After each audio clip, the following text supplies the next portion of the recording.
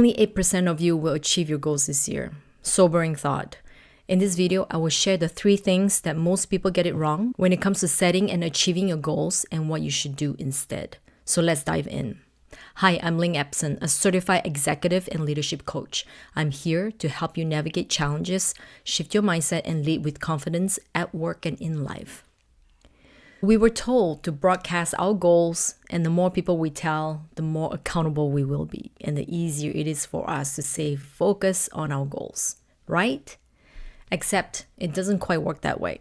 Telling people your goals can give you a premature sense of satisfaction, thus making you think you're more ahead than you really are. If you tell the wrong people your goals, it runs the risk of naysayers discouraging and distracting you from your goals. However, if you have to share it with someone positive, someone that you trust. Share it because you want an accountability partner and that you know that person will give you a hard time if you veer off course. Other than that, keep your goals a secret. 2. Progress goals versus outcome goals. So let's start with basics.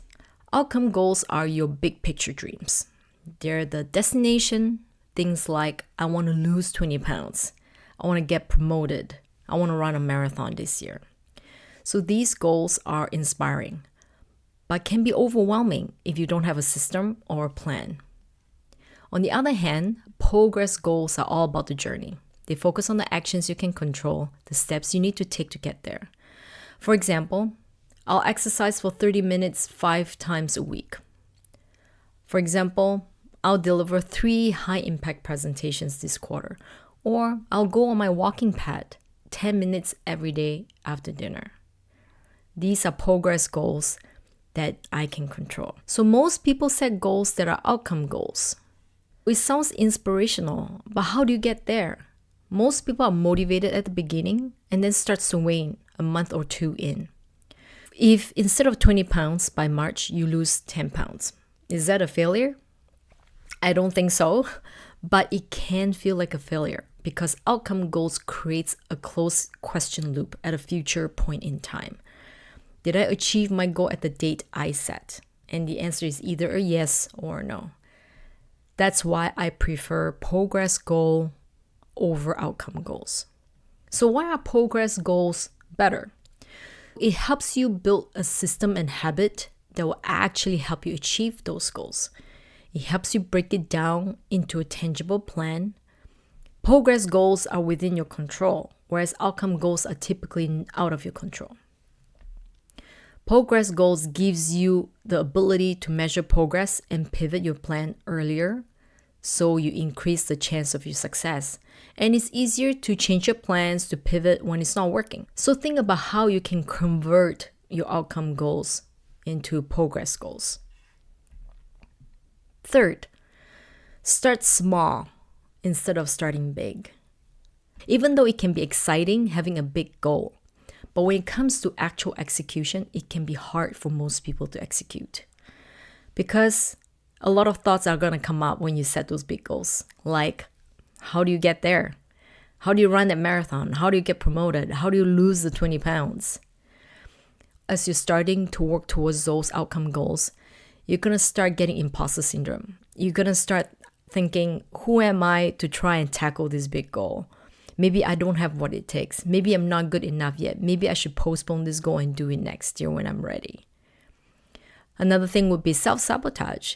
Sometimes we're having really good momentum working towards that goal, and then we don't see progress. We start sabotaging ourselves. We start having a night of eating junk food. We start disappearing at work, not responding to things because we're starting to be afraid of this big goal that we set at the beginning of the year. I prefer small goals to start because small goals feel easier to do.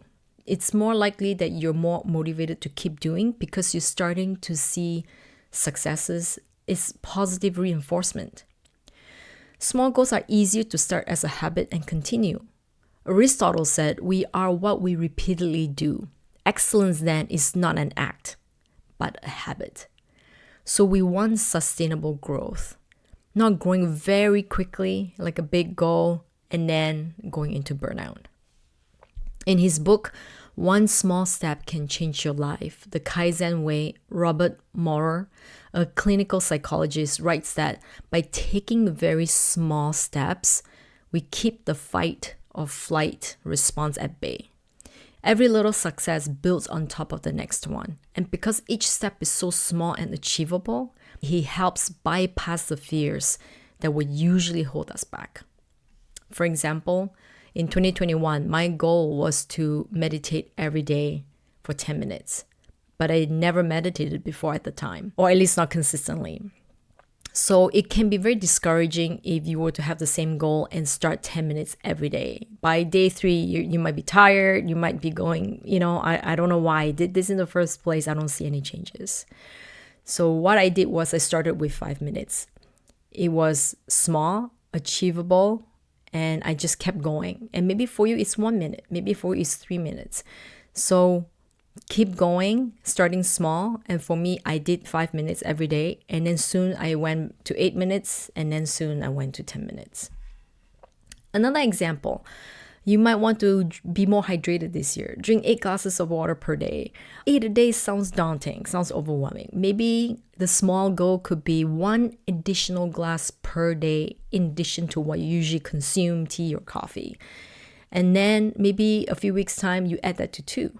Sounds more achievable, right? So if you're struggling with being consistent, I've just the story for you. This story comes from Jim Collins' book, Great by Choice.